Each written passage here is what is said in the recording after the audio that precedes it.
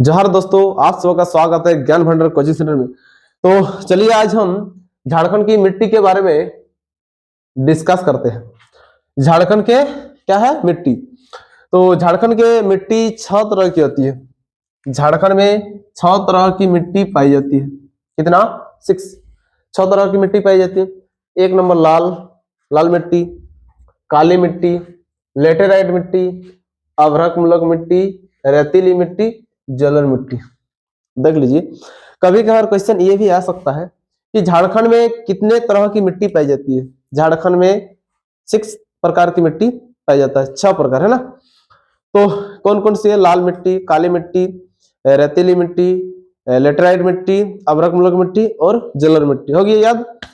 लाल मिट्टी, काली मिट्टी, रगर मिट्टी, क्या है, रेतीली मिट्टी, लेटेराइट मिट्टी, अभ्रक मूलक मिट्टी और जलोढ़ मिट्टी। ठीक है, हो गया। तो सबसे पहले लाल मिट्टी को हम लोग देखते हैं। क्या है लाल मिट्टी? लाल मिट्टी क्या है, कहाँ सबसे अधिक पाई जाती है, लाल मिट्टी में उपजाऊ कैसी होती है, लाल मिट्टी लाल कैसे दिखता है, ये सब हम लोग लाल मिट्टी लाल किस लिए देखता है, तो ये सब हम लोग डिस्कस करेंगे। तो चलिए, लाल मिट्टी झारखंड में अधिकांश भागों में पाई जाती है। इसका मतलब ये हुआ, झारखंड में सबसे अधिक अगर बोले कौन सा मिट्टी पाई जाती है तो होने से लाल मिट्टी। देखो, लाल मिट्टी झारखंड के अधिकांश भागों में पाया जाता है। झारखंड में लाल मिट्टी अधिकांश भागों में पाया जाता है। ठीक है, उसके बाद एक यही पे लिख लो, लाल मिट्टी झारखंड का सर्वप्रमुख मिट्टी है। क्या है? सर्वप्रमुख मिट्टी है। लाल मिट्टी जो है झारखंड का सर्वप्रमुख मिट्टी है। ये भी क्वेश्चन आया था, बहुत बार आया था और आने का भी चांस है। लाल मिट्टी झारखंड का सर्वप्रमुख मिट्टी है। क्या है? लाल मिट्टी झारखंड का सर्वप्रमुख मिट्टी है। और ये लाल मिट्टी छटनागपुर पठार में सबसे ज्यादा, लगभग 90%, कितना है, 90% भागों में पाया जाता है।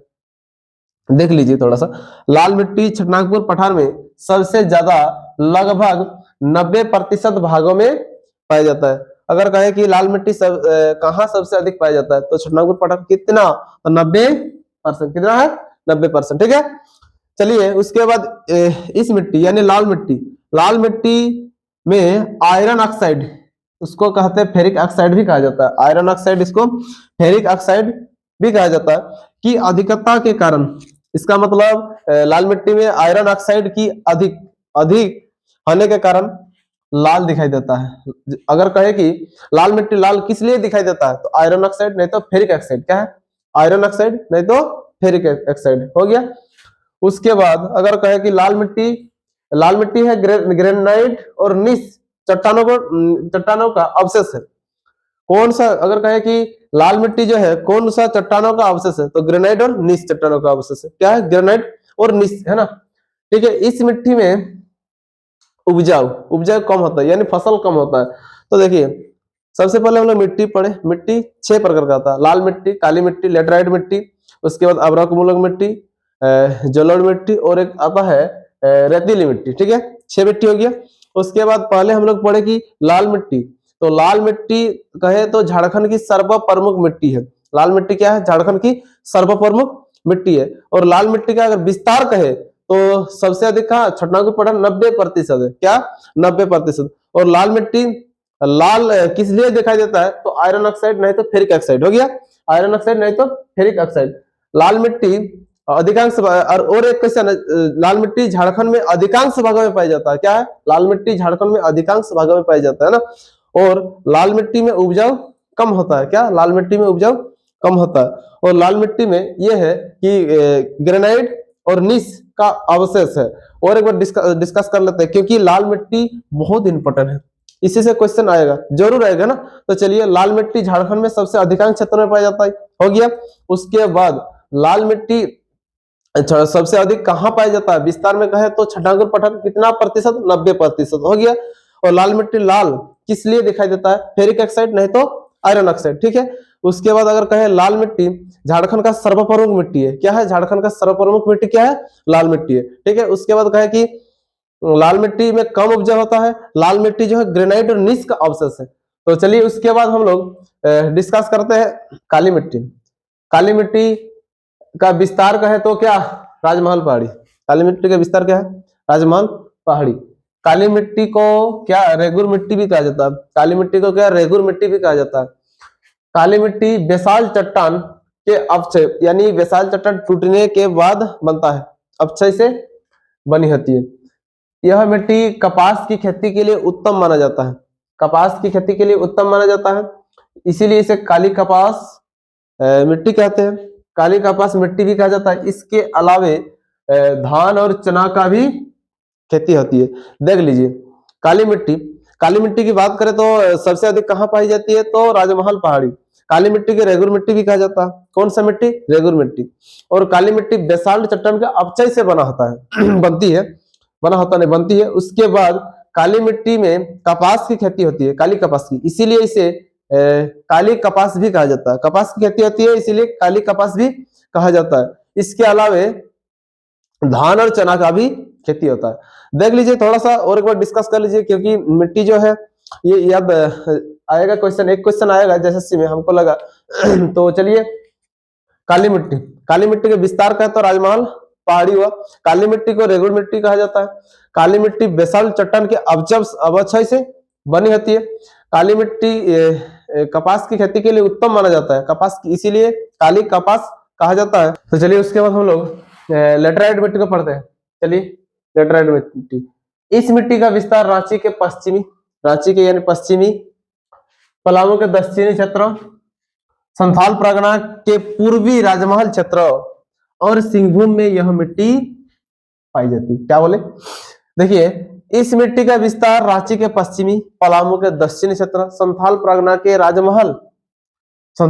के पूर्वी राजमहल क्षेत्र और सिंहभूम में यह मिट्टी पाया जाता है। देख लीजिए इस मिट्टी का विस्तार रांची के पश्चिमी, पलामू के दक्षिणी क्षेत्र, संथाल परगना के पूर्वी और सिंहभूम क्षेत्र में यह मिट्टी पाई जाती है। ठीक है, इस मिट्टी में कृषि की दृष्टिकोण से बहुत निम्न है, क्योंकि इसमें कंकड़ पाई जाती है। क्या मिट्टी में क्या पाई जाती है, कंकड़ पाई जाती है। देखिए ये इस मिट्टी में कृषि की दृष्टिकोण से बहुत निम्न है, क्योंकि इस मिट्टी में क्या पाई जाती है, कंकड़ पाई जाती है। क्या, कंकड़। ठीक है, उसके बाद है अभ्रक मूलक मिट्टी। क्या है, अभ्रक मूलक मिट्टी।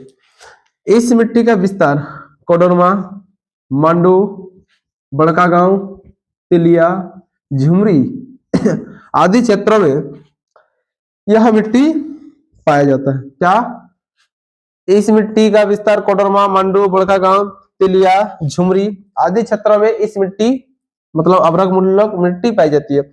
अभ्रक की बात करें तो क्या है, कोडरमा, ठीक ना। तो अभ्रक कोडरमा, तो सबसे पहले अभ्रक मूलक मिट्टी की बात करें तो कोडरमा को याद रखना है। इसके अलावा मंडू, बड़कागांव, तिलिया, झुमरी आदि क्षेत्रों में है ना। इस मिट्टी का रंग हल्का क्या होता है, गुलाबी। अभ्रक मूलक मिट्टी का रंग अगर कहे कि क्या है तो गुलाबी रंग है। क्या है, गुलाबी। इस मिट्टी को अभ्रक पट्टी के नाम से भी जाना जाता है, इसको भी याद रखना है। इस मिट्टी को अभ्रक पट्टी के नाम से भी जाना जाता है। जैसे कि हम लोग काली मिट्टी का क्या, रेगुड़ मिट्टी या काली कपास मिट्टी कहते हैं, इसी टाइप का अभ्रक मूलक मिट्टी क्या है, अभ्रक मूलक मिट्टी को अभ्रक पट्टी के नाम से भी जाना जाता है। तो थोड़ा सा डिस्कस कर लेते हैं। लेटराइट मिट्टी, इस मिट्टी का विस्तार रांची के पश्चिमी, पलामू के दक्षिण क्षेत्र, संथाल परगना के पूर्वी राजमहल क्षेत्र और सिंहभूम में यह मिट्टी पाई जाती है। इस मिट्टी में कृषि की दृष्टिकोण बहुत निम्न है, क्योंकि इसमें कंकड़ पाई जाती है ना। ठीक, और अभ्रक मूलक मिट्टी, इस मिट्टी का विस्तार कोडरमा, मांडू, बड़कागांव, तिलिया, झुमरी में पाई जाती है। इस मिट्टी का रंग हल्का गुलाबी होता है। इस मिट्टी को अभ्रक पट्टी के नाम से भी जाना जाता है। चलिए इसके बाद है रेतीली मिट्टी। क्या है, रेतीली मिट्टी। इस मिट्टी का विस्तार धनबाद, हजारीबाग के पूर्वी क्षेत्र में पाई जाती है। क्या, रेतीली मिट्टी अगर कहे कि धनबाद और हजारीबाग के पूर्वी क्षेत्र, ठीक है। इस मिट्टी का रंग लाल और पीले, लाल और पीले। इस मिट्टी का रंग कहे तो क्या, लाल और पीले रंग का मिश्रण है, लाल और पीले रंग का मिश्रण है। इस मिट्टी में अनाज की खेती उत्तम माना जाता है। क्या रेतीली मिट्टी में अनाज की खेती उत्तम माना जाता है। ठीक है, रेतीली मिट्टी में अनाज की खेती उत्तम माना जाता है। यह दामोदर घाटी की परतदार चट्टानों के घिसने एवं टूटने, ये क्या है, टूटने से बनती है। यह दामोदर घाटी की परतदार चट्टानों के घिसने एवं टूटने से बनता है। चलिए, रेतीली मिट्टी, इस मिट्टी का विस्तार धनबाद और हजारीबाग के पूर्वी क्षेत्रों में पाया जाता है। इस मिट्टी का रंग लाल और क्या पीले रंग का होता है। इस मिट्टी में अनाज की खेती उत्तम माना जाता है। अनाज की खेती क्या है, उत्तम माना जाता है। यह दामोदर घाटी की परतदार चट्टानों टूटने या घिसने से बनता है।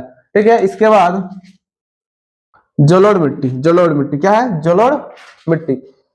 जलोढ़ मिट्टी ये हम लोग देखिए, इस मिट्टी का विस्तार संथाल परगना में है सबसे अधिक। अगर कहे कि जलोढ़ मिट्टी का विस्तार कहाँ है, संथाल परगना। क्या है, संथाल परगना।